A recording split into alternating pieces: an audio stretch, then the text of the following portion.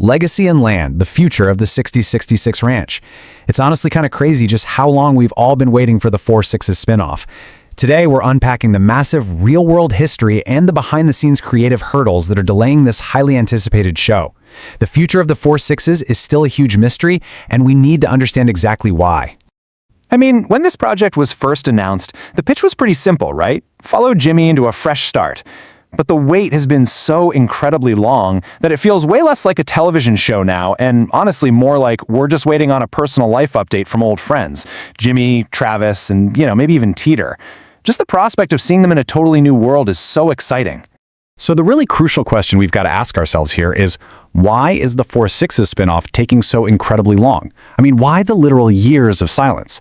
Well, the answer actually requires pulling back the curtain to reveal a pretty massive secret. The 4/6's ranch isn't just some fictional set built on a Hollywood soundstage. It is a very real place with a very real story. Which brings us to part 1, a real Texas legacy.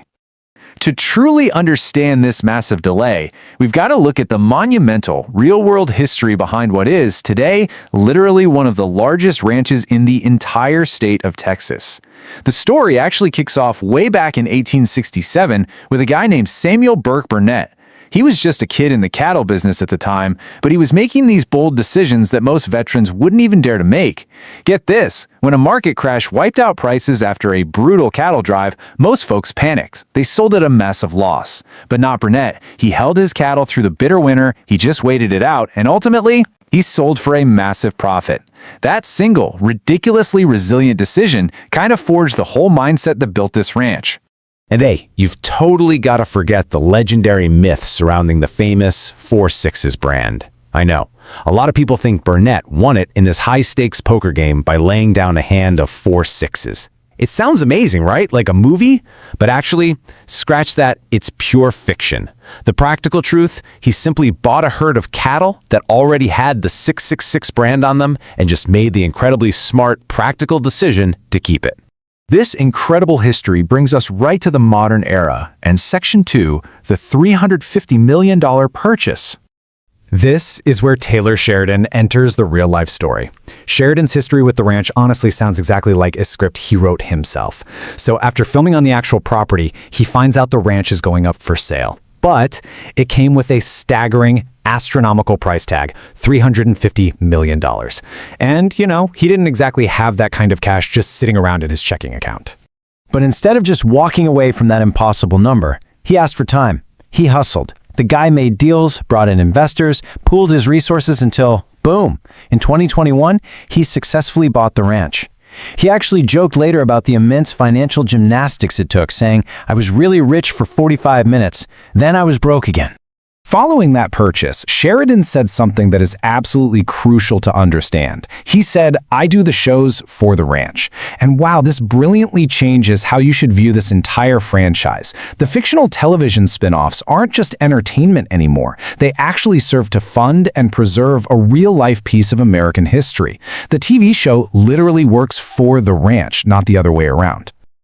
So, moving into Section 3, prequel or present day. Knowing that the upcoming show has to respect and financially support this real legacy, what kind of fictional story are we actually going to get? Well, we're currently standing at a narrative crossroads with two clear directions. Option 1 is a prequel. We go all the way back in time to explore the early struggles, the making of the cowboys, and those deep roots connected to the 1883 era. Option 2 is present day. We pick up after a time jump, following John Dutton's death, and just focus on Jimmy's new life. Honestly, both concepts are incredibly compelling. If they do choose the present day route, we'd be seeing a completely transformed Jimmy. Remember, when he first arrived at the 4/6's, he was kind of a mess. He was sent there specifically to grow up, and man, the ranch changed him completely.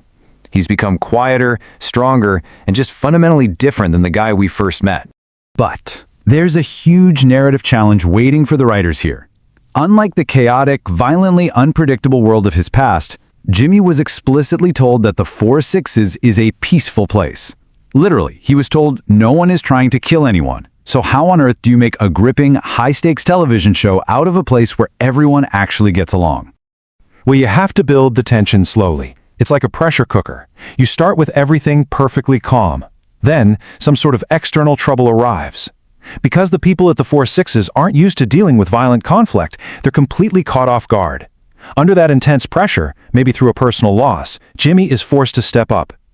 Now, he's not going to become a ruthless enforcer overnight, but he will evolve into the protector his new home desperately needs. Let's be honest though, Jimmy probably can't carry an entire ensemble show completely on his own. He works best when he's surrounded by massive personalities. So imagine introducing a deeply dangerous element to disrupt this piece. Imagine bringing in someone with the absolute gravity of a Matthew McConaughey, not as a hero, but as a deeply connected, formidable villain. That instantly raises the stakes to a 10, right? Add to this the fact that the entire universe is expanding rapidly. We already know about the upcoming spin-off featuring Beth and Rip, which is tentatively titled Dutton Ranch, but what's really crucial here is that this new show is also expected to take place in Texas. This opens the door wide for a clever little connection, or maybe even a massive crossover event tying the whole shebang together. All right, bringing us to our final section, protecting a real legacy. Let's tie all of these thrilling narrative possibilities back to the reality of the ongoing delay. Back in 2023, Taylor Sheridan explained the holdup perfectly. He stated that the project needs special care. Why? Because he isn't just building a disposable television set, he's operating in a real place, surrounded by real people with real history. He is actively protecting a legacy, and you simply cannot rush that process without risking the integrity of the ranch itself. Because of that deep sense of responsibility, the wait continues. However, there is genuine hope within the community that we will finally see this carefully crafted continuation hit our screens by the end of 2027. I know, it's a long way off, but perfection takes time. Until that day finally arrives, I leave you with this final, thought-provoking question. Do you want a present-day story focusing on Jimmy's evolution, or a full historical prequel exploring the origins of the Four Sixes? Let me know your thoughts in the comments below, and definitely don't forget to subscribe so you don't miss any future updates on this explainer journey. Thanks so much for joining me, and keep learning.